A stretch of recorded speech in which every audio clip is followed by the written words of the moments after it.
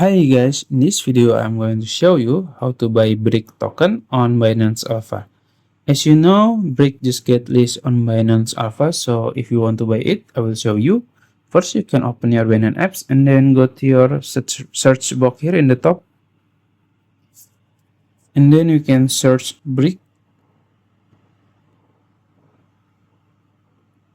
Search it and there is BRIC on Alpha, you can click it.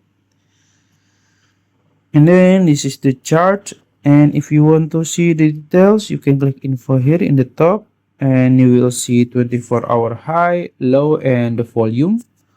Also you can see the audit here, and if you want to buy it, you can just simply click right here in the bottom, and then you can choose limit order or instant buy.